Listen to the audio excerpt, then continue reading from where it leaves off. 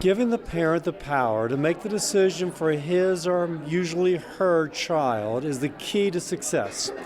School choice has been shown to improve graduation rates, to improve parent and child satisfaction. It actually also improves the public schools. There's nothing like competition to pick up people's games.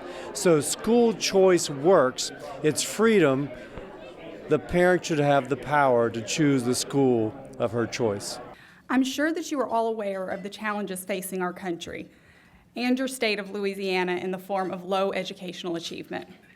Employers throughout the country are saying they don't have enough skilled or educated workers to fulfill many of their advanced positions. And every 26 seconds, another child drops out of school. This particularly hits the low-income and minority communities. And these problems are exacerbating the economic problems that our country is facing. They're contributing to more and more money having to be spent on our children who have gone through a failed education system. A system that has failed to recognize their disabilities, their special gifts, their particular learning styles, or just failed to remove them from schools that are failing in general. Despite millions of dollars being spent on this antiquated education system that we currently have, Louisiana is still ranked at the bottom half of the nation's public school performance rankings. In fact, USA News just released that they are ranked at number 43 out of 50. It's not acceptable, and the status quo can no longer be maintained. While great reforms have been made here in Louisiana, with the Louisiana Scholarship Program being expanded statewide, as well as the enactment of the tuition donation rebate program, it's just not enough. AFC recognizes that more needs to be done to expand education and to improve the existing programs here in Louisiana by expanding access to all children and eliminate the hurdles for parents. To solve these issues, AFC is executing a strategy here in Louisiana that will engage legislators, parents, and citizens in a comprehensive approach. Will provide information, policy guidelines, and support needed to provide the information to make educational opportunity for all parents to choose the best learning environment for their children. Today, nearly 7,000 children dropped out of school, but I'm not one of them. That's because my parents have the opportunity to send me to a school that is best for me. You never met me. You don't know me, but I know you believe in me. But this story isn't about me. It's about the millions of kids without a choice. It's about the kids in my neighborhood who don't know how to read, feel lost, and hate going to school. But I know there's hope. I know with school choice, every child can have a chance. And Mikhail, what was your answer for that question? Sledding. Meet 8-year-old Mikhail from Milwaukee. In kindergarten, he started to get suspended from school. Today, because of the nation's oldest school choice program, Mikhail goes to a great private school where he's learning. This is Nydia. She and her mom came to live in America from Peru. Now she goes to St. Mary High School in Phoenix. She will graduate high school and wants to be a doctor when she grows up. Because of school choice, she now believes she can be anything she wants to be. Pumpkin. She swallowed the pumpkin to wear the shirt. Little Joseph from Baton Rouge has Down syndrome, and his old school told his mom he couldn't learn. Joseph proved them wrong.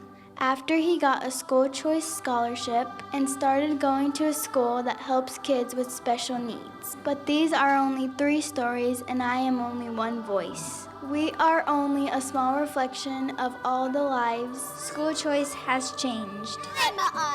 The kids in my neighborhood and millions of other kids need your help. Tomorrow, another 7,000 children will drop out because they never had the choice to go to a school they like. Be a voice for school choice. Be a hero to millions of kids nationwide. Be my hero.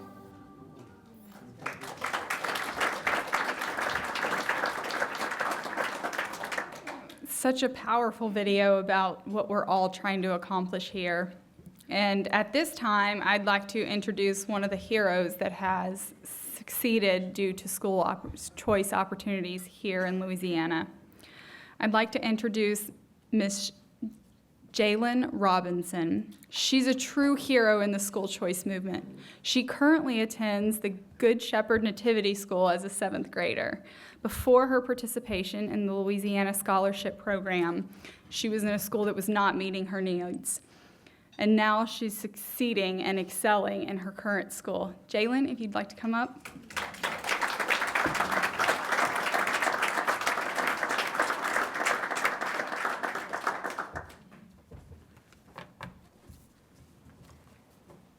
Good evening, ladies and gentlemen.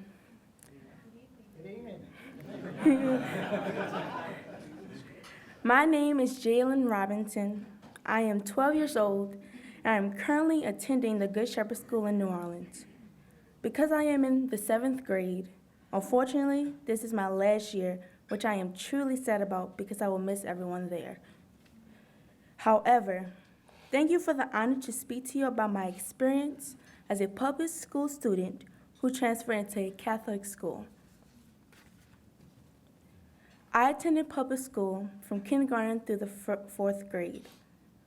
Over the course of the 5 years, I was enrolled into 2 different public schools. My experience for 3 of those years was positive. The first school helped me to acknowledge my issue with focusing on my schoolwork, which was causing my grades to slip. Then, when we moved to another area, I had to attend the school that was in my district. From the first day at the second public school, everything went downhill. I started failing in school. Luckily, my mom found out about the Good Shepherd School. 3 years ago, my brother, sister, and I transferred there. Allow me to introduce my brother and sister who are here tonight. Ladies and gentlemen, please meet Demiron and Kyla, who are in 3rd and 4th grade.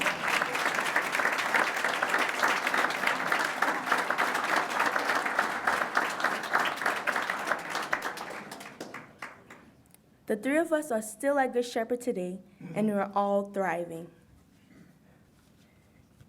I love the Good Shepherd School with all my heart. I love it because it centers on family, and we all treat each other equally in the name of Jesus Christ. We also have fun while completing all of our work. Since coming to Good Shepherd, I have grown as a person because I have been encouraged to believe in myself and believe in my ability to do the work that is required of me. Therefore, my grades have improved.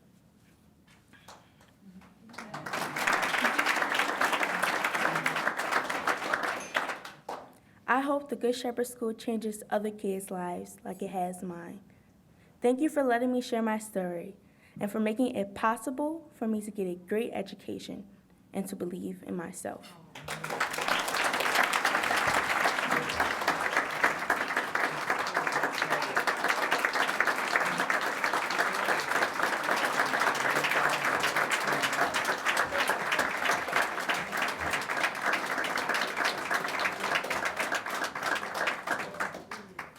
Thank you, Jalen. At this time, I'd now like to introduce the board chairman of the Louisiana Federation for Children. Eddie Risponi has faithfully served as our board chairman since 2011, helping us to ensure that students like Jalen continue to have options and opportunities at a better future. Eddie, please join us.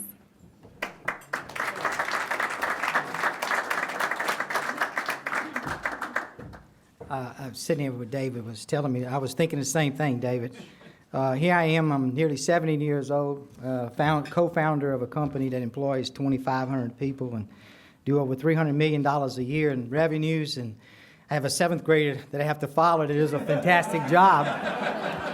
Jalen, thank you, darling, you did a good job. David points me in the side and said, you got to follow that now. So. I have just a few brief comments before I introduce our speakers.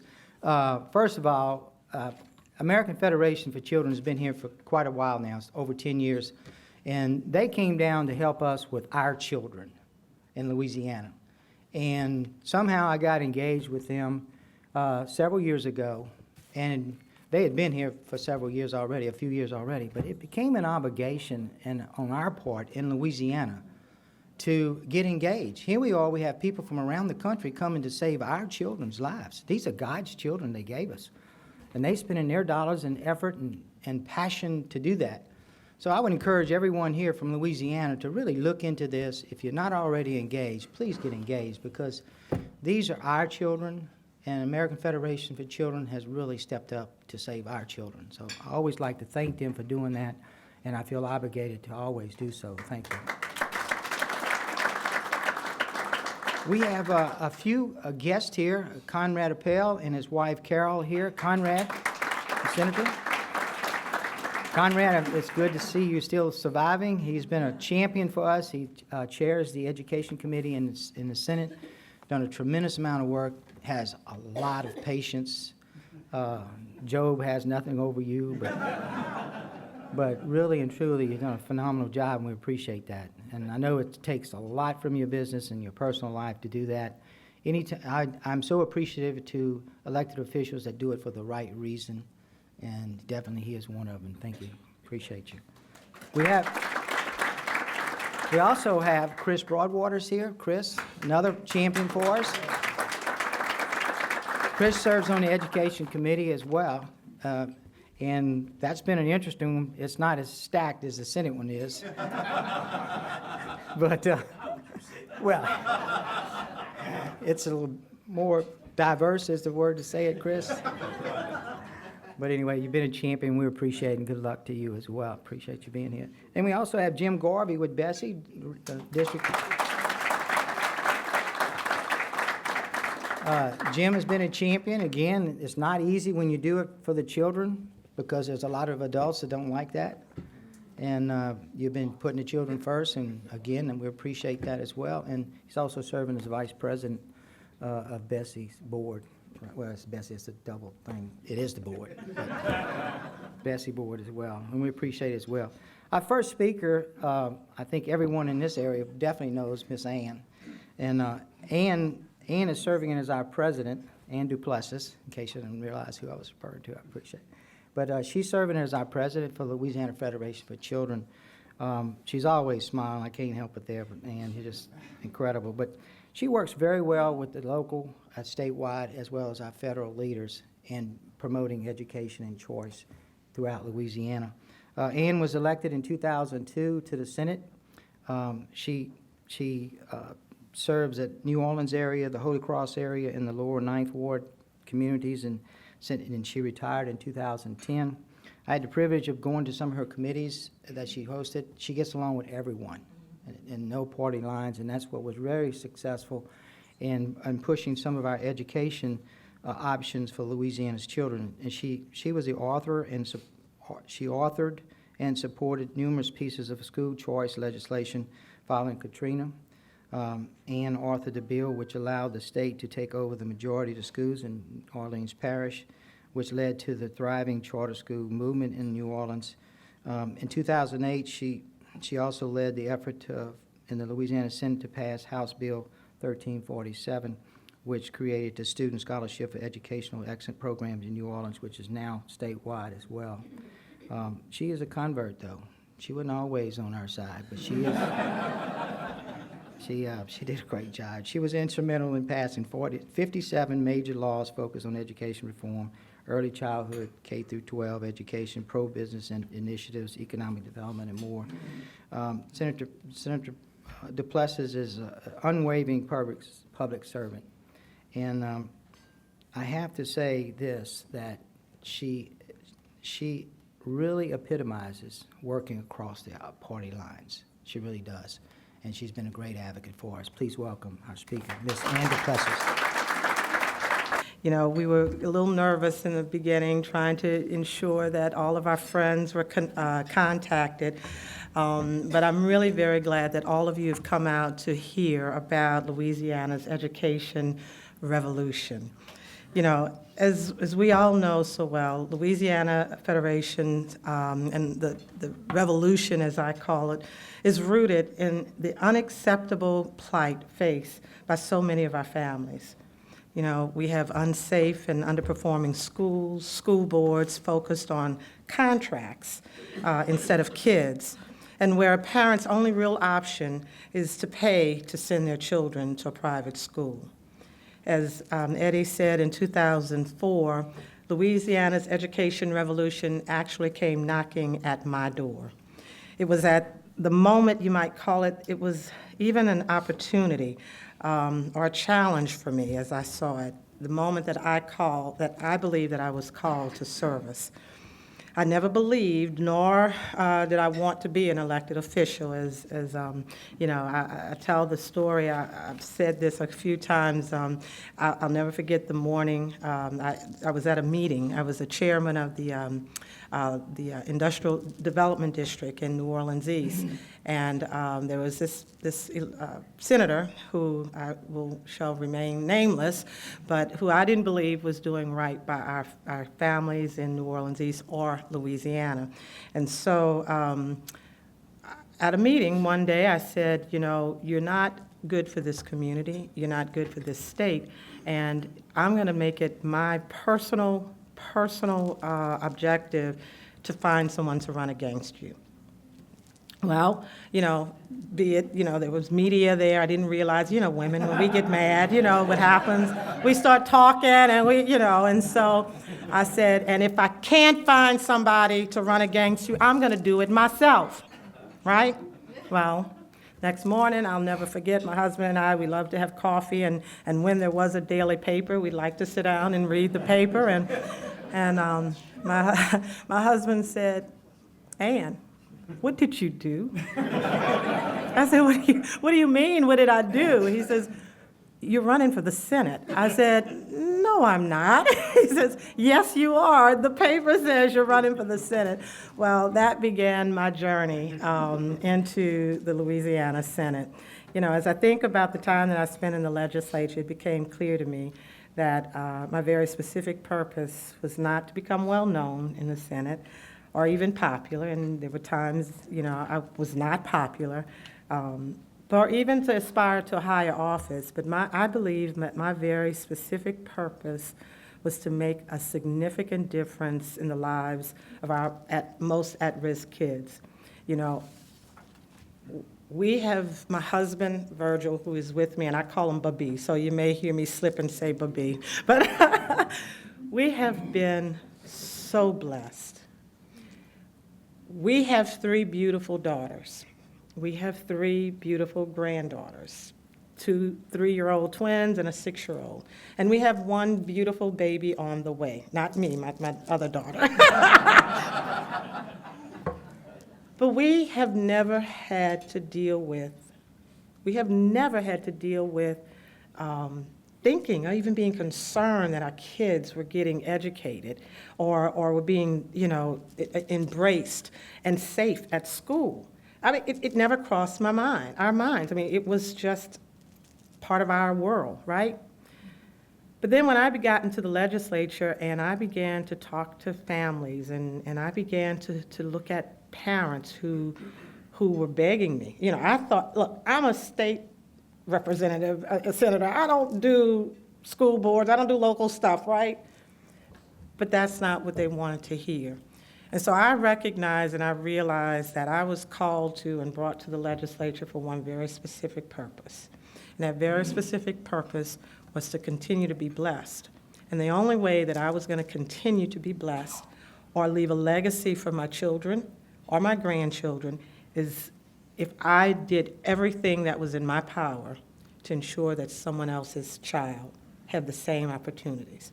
And so that's why I have embarked and I stay true to this calling and this mission. I thank AFC, who is my new family, and I love them dearly.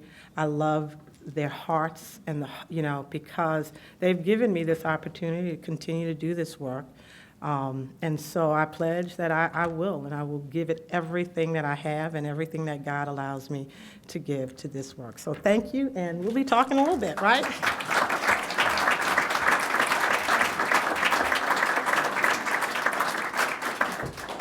That's great. Appreciate it, Ann.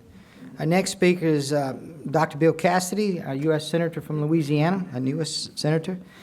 Bill grew up in Baton Rouge, Louisiana, and attended Louisiana University, where he got his undergraduate degree and also medical school here in New Orleans.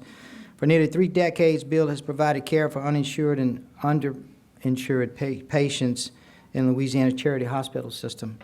During that time, he's co-founded the Greater Baton Rouge Community Clinic, a clinic providing free dental and health care to the working and uninsured. Bill also created a private-public partnership to vaccinate 36,000 Greater Baton Rouge area children against hepatitis B at no cost to the schools or the children. In the wake of Hurricane Katrina, Bill led the group of healthcare volunteers to convert an old Kmart building into an emergency healthcare facility providing basic health care for the evacuees in the Baton Rouge area. In 1990, Bill joined LSU Medical School teaching medical students and residents at the Earl K. Hospital in Baton Rouge, which is for the uninsured. In 2006, Bill was elected to the Louisiana Senate. In 2008, he was elected to the U.S. House of Representatives to represent the District 6, which happens to be, he was my senator and my congressman, and now he's all of our U.S. senator. He serves on several committees in the House. In 2014, again, he was elected to the U.S. Senate. He serves on the Health, Education, Labor, and Pension, Energy and Natural Resources, Appropriation, Veteran Affairs, and Joint Economic Committees. Bill said as a member of the Health, Education, Labor, and Pension Committee, one of his top priorities was ensuring that students have access to quality education. Bill believes that parents and teachers, not federal bureaucrats, make the best education decision for the students. High standards yield high achievement, and parents should have the right to choose the best educational opportunity for their children. Those options include homeschooling, private, parochial, charter schools, public schools. Please welcome our Senator Bill Cassidy.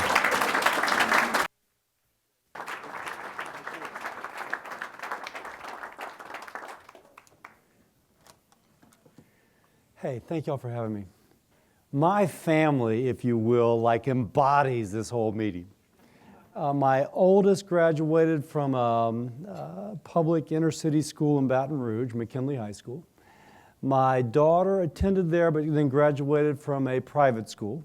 My youngest, who's dyslexic, was homeschooled and is now going to a middle school for children with dyslexia.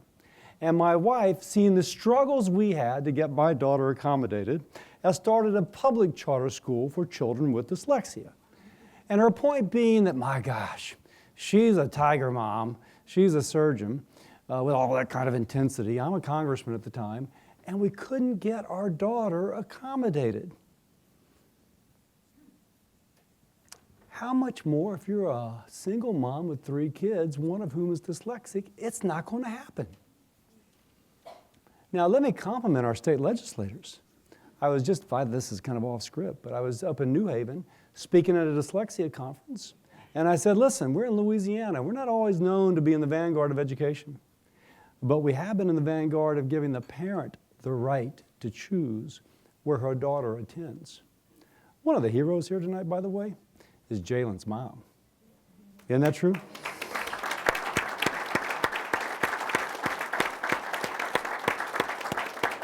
She's the one that decided, and that's why Jalen is here. That's pretty cool. Now, everyone in this room understands the power of education, and I think Eddie's point is, how do we extend it to those who perhaps don't have the same opportunities that others have? And school choice does it. And let me just give some talking points, because I think on the one hand we all believe in school choice, but let's just talk about some of the things that we know from studies works.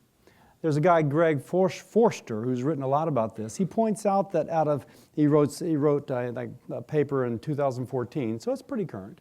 He did a study, a review of all the studies, and 11 out of 12 studies show that when you bring school choice into a community, standards rise. The one that it didn't go down, it just stayed neutral. So 11 out of 12 show that standards rise. You increase the graduation rate. The DC Opportunity Program in Washington, D.C. improved graduation rates for the recipients of those scholarships 21%. In Milwaukee, it's improved graduation rates 7%. This is incredible. It improves, actually, for those who oppose saying that you're going to cannibalize the public school system, the studies show that public schools get better once they are faced with the competition.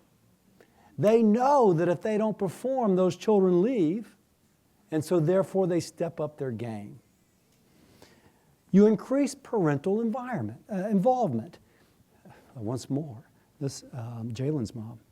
And when you increase parental involvement, behavioral issues get better. Now let me speak to my wife's, because this is a study I've been referring to. Let me speak to the personal experience of my wife. She started the Louisiana Key Academy for children with dyslexia. 20% of the people in the nation are dyslexic. 20% of us are dyslexic. It's genetic, and so if you have it, your child or grandchild has. Now, once people know that you're interested in dyslexia, you just have people that approach and start talking about it.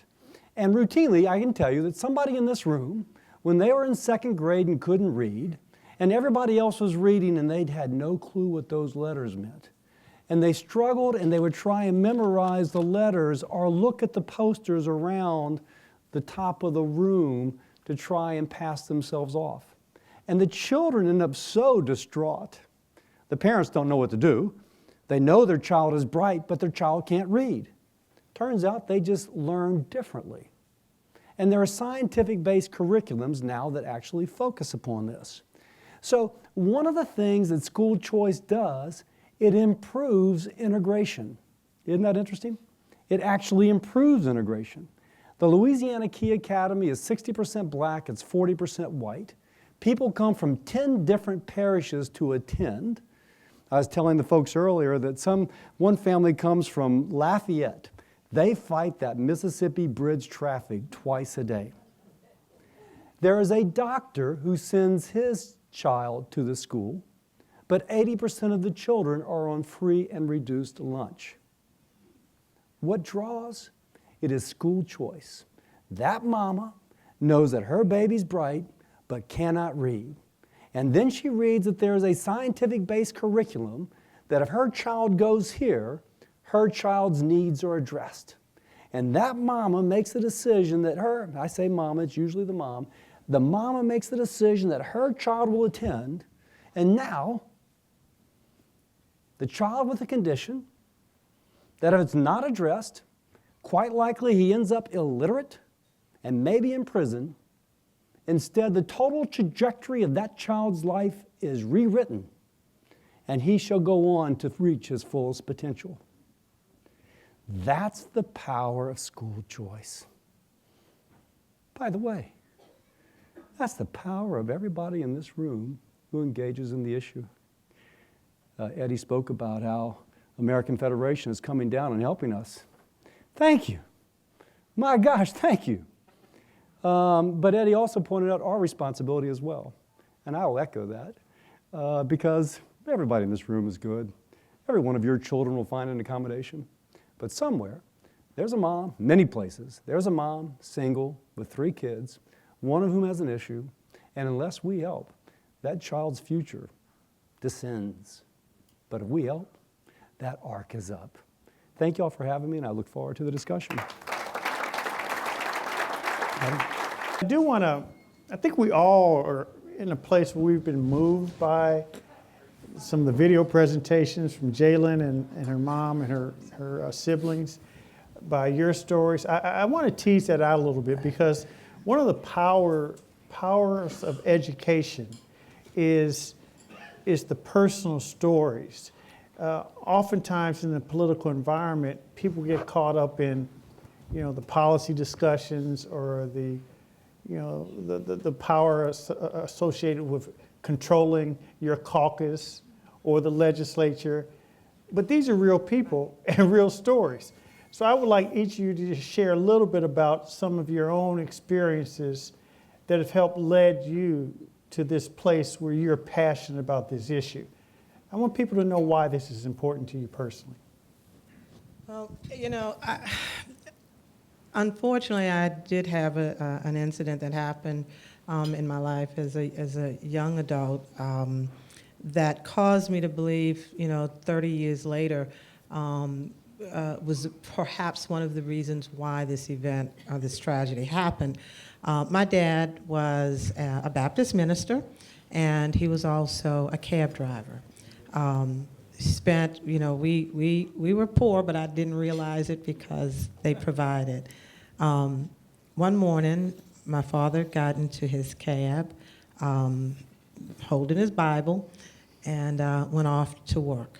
One of the things he did often was to help older people from his church after they went to make, as we say it in Louisiana, make their groceries. He would bring them home and help them put their groceries in the house. Well, this one particular morning, he didn't make it home. There were two young guys who were out of school. They had dropped out, 15, 16 years old, and they decided that day to take my father's life. And so he faced a gun because these kids, these young men, were surviving. There was nothing for them in school, and so the streets was their home. And, people ask, well, do you hate them, or are you, my only response could be, no, I don't. I hate us for not helping them, right? So I do this, and I realize that there are a lot of kids, a lot of men, young men, and young ladies who are surviving, who are just simply surviving. And unless we as a nation, unless we as a community decide that we're going to protect ourselves and our children by reaching a hand out so that these young people realize that there are other alternatives. And so that's what really was the impetus for me to realize that if I didn't begin to think how they're thinking, that same gun could be in my face one day. That same gun could be in my daughter's face. And so I didn't want that to happen again. And that's really the personal piece that really led me to this movement. Well, thank you. Senator? Well, I teach with LSU Medical School, so education has always been a part of my life. Probably on a more personal level, my oldest, he's a really bright kid. As my wife says, he takes after his mother. And, and so he graduates from McKinley High School, and now he's at University of Pennsylvania, and he's got a great grade point average, and he's in economics, and he's in math, and he's going to have a W-2, and Dad's happy. My youngest is dyslexic, can't read. My gosh, what a mixed set of emotions, Kevin. Will, who is just almost brilliant, if you ask him, he truly is. And Kate, who can't read. And so you feel so vulnerable for your child. It's, you get so emotional because, man, we're so used to, we're senators, we're educated, we're this, we're that. We sometimes have this false sense we can control our destiny. And then it's your child, and there's nothing you can do that can actually change that child's life. Except you get her to the right place where she can have the teachers who know the scientific-based curriculum, and they change her life. I want every child to have the same access to that sort of teacher as I do, as my child does. So I think that's where I'd come from. What's interesting is that it's easy for us to be deluded into thinking that we're accomplishing more than we actually are. As we go around the country, we often hear from legislators who are supportive of us, who sometimes get what we like to call education reform fatigue. So we took that up last year. We did that 2 years ago. We did that 4 years ago. Aren't you all happy? And to your point, Senator, there's still, every year there's a new set of kids going into first grade, new set of kids going into middle school, junior high, high school. And if they're going into bad schools, and the stats show You made such an eloquent statement about school choice, but one stat which I share with people with us in some of our materials that folks don't realize is 48% of America's public schools are deemed underperforming or failing. That's half. Half of the nation's schools. So that means half of the nation's kids in these schools every year are walking into a schoolhouse door where they will be underserved. So how do we get people, and I'll start with you, Senator Cassidy, to continue to feel the need to take this issue on, not just from the legislature's point of view, but citizens who may have the benefit of school choice? What can we do to energize this electorate, this group of neighbors, to know, believe, understand, and act on the fact that this is still important? Let's celebrate our victories. Every now and then you have to understand that there is a mega trend in our society. And the mega trend in our society is that each of us have more control over our destiny. They'd like to think that's true, but we can look at trends. We can see, my gosh, as it turns out, I think we're on the right side of history. And the right side of history is that a faceless bureaucrat shouldn't be telling a child where to go to school. It should be the child's parent that determines where the child goes to school. And when you're on the right side of history, that gives you a lot of momentum. And then at that point, we have to challenge people to reach beyond themselves. I was speaking with the folks at the middle table earlier, and I can say of them, of each of you, what I said of them. Most people in this room have a pretty comfortable life. You could choose to live in that comfort and never, ever have to reach beyond it. And yet God calls us to something far more than that. He calls us to do unto others as we would have them do unto us.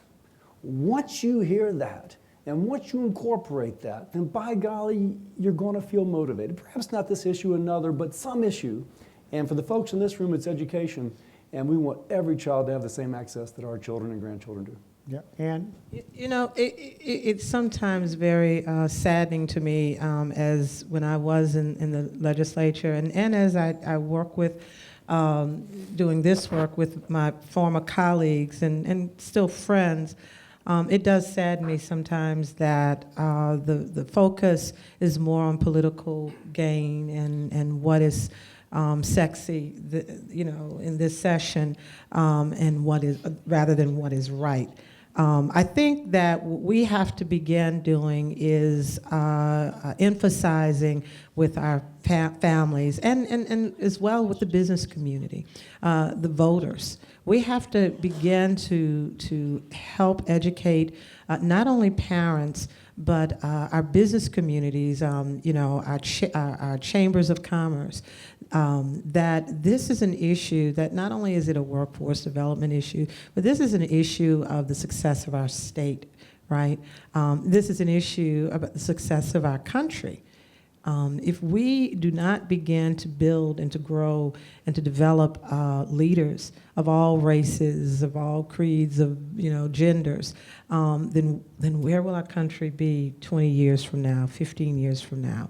And so I think that what I think is a forward-thinking strategy is to begin to engage more of the business community, begin to engage more of the everyday people who don't realize that this issue directly impacts them. yeah, you know what's interesting, hearing you, Senator, and also Senator Vitter, talk about this notion of bringing people together in integration. One other unfortunate dynamic in this country is you see that many of our communities are still segregated. And interestingly, where we have seen school choice legislation pass in various states, and Louisiana's been among the leaders of this, we have seen African American Democrats and Republicans, white Republicans, come together around these critical issues. And some folks had, in both camps, hadn't really communicated with each other on many issues in the past. We've seen it in Florida, we've seen it in Wisconsin, we've seen it here, we've seen it in different places, Pennsylvania, we can go down the list. And what's exciting about that is these individuals have elevated politics elevate the notion of education above politics, but the politics of the day is still destructive when it comes to the notion of education. And Senator, you talked about how we can change some of that. Talk a little bit more. Again, one, hats off to Broadwater and Appel, because they're the ones in the trenches. And they're the ones who've taken a lot of slings and arrows, but they have still done a great job. So, I mean, let me just compliment them. Politics is about who gets what. I mean, that's the best definition. And there's going to be losers if you go to school choice. There's going to be people who currently have a monopoly on power. Another quote I like is that power is never released voluntarily. And so if you're going to engage in this issue, you're engaging in politics. Now, the best thing about this is, you're right, Kevin. We have conservative Republican business people, and we have parents who may have traditionally voted Democratically coming together and forming common cause. By the way, one of the things that the research shows that is beneficial when you have school choice is that the civic values of the children who participate increases. Civic values. We're Americans, for example. Maybe that's one of the reasons why. Because it only happens when there is this kind of, hey, I am for you and you are for me and let's work together, and it brings people a little bit beyond where they normally would be. That said, it's going to be a political fight. So support these two fellas. Support all those others who are truly concerned about the politics of it. That's why everybody recognizes Anne's bravery for what she had done. And there's just no getting around it. Well, I know Ann wants to comment, but Ann, before you do now, you all did sit near each other when you were in the Senate, and you know, the senator said that he learned what I learned. We just sort of do what you tell us to do. Right? Yeah, you know, I think that I don't think I want to call it bravery. You know, I am very disappointed, and I'm not in some of my colleagues. You know, this issue impacts poor African American kids, and it does embarrass me that I can't, in many cases, get some of my friends to understand that it is not, I mean, yes, we're not going to agree on everything. There are going to be issues that as a Republican you're going to fight for that are going to be so contrary to the issues that I'm going to fight for from being a Democrat. But this one issue, there are no party lines. And that's the thing that I have been really glad that through the work here in Louisiana with American Federation for Children, that I've been put in a position that I can continue to talk to and help my friends understand that this is an issue that we have got to become in the forefront of. You know, listen, I'm not going to call it bravery because, as I said, I didn't want to be an elected official. I really didn't. You know, I really. That's not what your husband said. No, well, yeah. I really didn't, and I didn't want to run the second time. But when I realized that guy was going to try and run again, I said, "Oh no, this just can't happen." So everything I did not caring if I was going to get reelected. I didn't care if you were going to vote for me, and so I did it because it was the right thing to do. I do think that we are reaching more African American legislators. They are hearing it louder now. What we have to realize is that from their perspective, most of which were raised by the unions. My mom was a public school teacher, and in Plaquemines Parish in the 50s. Okay, if she didn't have unions to protect her and our family, you know, I don't know where we would be. And so I get that. And those are the same experiences that most of our African American legislators have grown up with. The unions were their protectors, right? They're funders. Most of us, including me, went to the legislature with not a dime in our campaign coffers. And so what we have to do is realize that if we are going to begin to help them understand, and if we want them in office and they're willing, we've got to begin to help support them as well. The bottom line is, if they can't get reelected and if the only people that are funding them are unions, then that's who they're going to vote with. You know, but this idea of nostalgia and sentimentality, that gets in the way of a lot of education. Absolutely. I mean, I know that some of the great public schools in most American cities 30 years ago are some of the worst schools in American cities today. Yet the parents, grandparents, they're so attached to the building and the history and the sentimentality attached to it, they don't realize that, like in many cities, 80, 90% of the kids are failing. We've got to go beyond that. One final point, though, about this whole idea of rising above politics. You mentioned the DC Opportunity Scholarship Program, where we're so proud of that program, 90% graduation rate, 90% of kids going to college. And they come from schools where 84% of the kids are in failing school, from schools that are where 84% of kids are failing. Graduation rate 30% higher than DC public schools. We're our champions in Congress, and this is important for you all to understand. We're John Boehner and Dianne Feinstein and Rand Paul and Cory Booker. Now I'm going to tell you, you can't get the four of them to agree on any other issue. And you know that, and you've been one of our champions. But this idea that we can elevate above the politics of the day for the betterment of the children, I think is essential to our survival. I know we've got some other questions, but I want to ask you both to talk about one other thing, the federal role.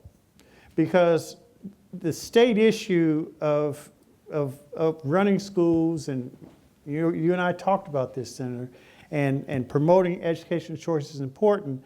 But there are also federal dollars that come here. How can we maximize on getting some of those federal dollars that go to the states to help support more school choice if states choose to have that happen?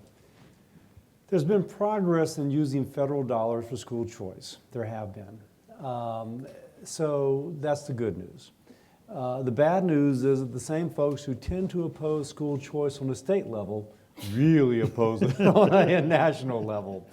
And again, as someone who's concerned, I think we need the charter schools that are for autistic kids, as an example, and for dyslexic children. And if there's a scientific-based curriculum, we should be able to carve that out.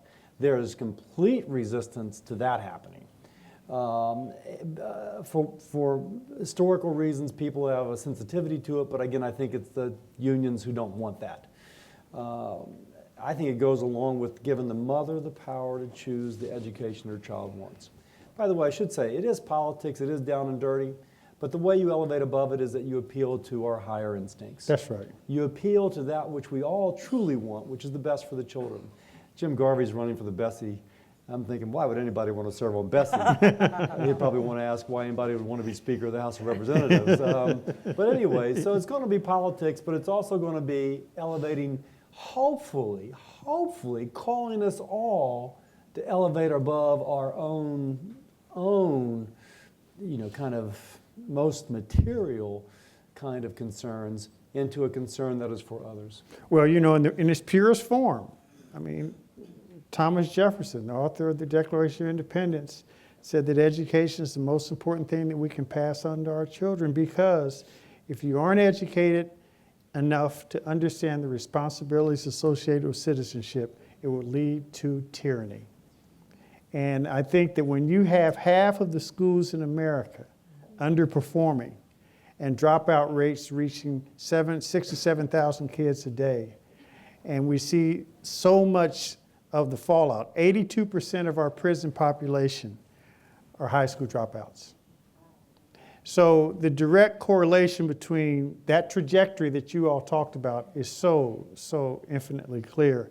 We've got several questions from the audience. I'm going to read a couple, and we're going to do like that. I don't know, some of those sports shows, they'll go quick because I want to get as many as we can in. And then if someone else has questions, Kelly's got the mic back there. But one question was, how can teachers get paid more? It's a profession that should be honored, and they should get more money. Any quick thoughts on that? Ann? I think that is one of the priorities that we ought to be looking at, not only in this state but in this country. We ask why aren't more people, and even in the African American community, we hear the story, why don't we have more African American teachers in the classroom as we did 20, 30 years ago. But today, we don't hear our families saying, when our kids are going to college, you ought to go to college to become a teacher. I mean, has any of you in here talked to your kids about going to college and becoming a teacher? No. So what we have to do is a huge marketing campaign on the profession of education and teaching, and then pay teachers to start, a $60,000, $70,000 a year salary that will incent people to want to go into the classroom. Bottom line is, teaching is a calling. Right? And just as when I tried to do the pay raise, you need to pay them. We're not talking about that. I know, I just had to throw that in. Do you have any quick thoughts on that? Yeah, quick thoughts. I'm actually not going to address how you pay them more because I'm going to leave that up to Senator Vitter and Darden, who just walked out the doors. But I want to point this out. There is no correlation between the amount of money spent per child and the outcomes. Yeah. And you can go to Baltimore. Baltimore has some of the highest per capita per student spending, and they got some of the worst outcomes. And I'll come back to school choice. I don't know what Brother Larry makes at Good Shepherd School, but I suspect that it is a vocation for him, and we are honoring one of his students. So we need to pay teachers well, but we also need to realize very weak correlation between the amount of money you put in and outcomes. We need to focus on other things like school choice. Yep, well, and I tell you one other thing. In terms of this idea of tenure and a job for life, I spoke to a group in California. This young teacher came to me. She had just gotten tenure. She was 24 years old, and she said, look, I feel bad because my colleagues had a tenure party for me and said, you should be happy now. They can't fire you. That's just crazy. And I had never heard anyone say that to me. She said, and I don't feel like I know enough to have a job for life in the California public school system. So I think this idea, it's hard to pay teachers more when some of the folks who are getting paid maybe should not be there. Mm-hmm. And that's the reality that we face. I want to thank you again for your time this evening. We really appreciate all you are doing to help us fight to give the children of Louisiana a better future. Thank you.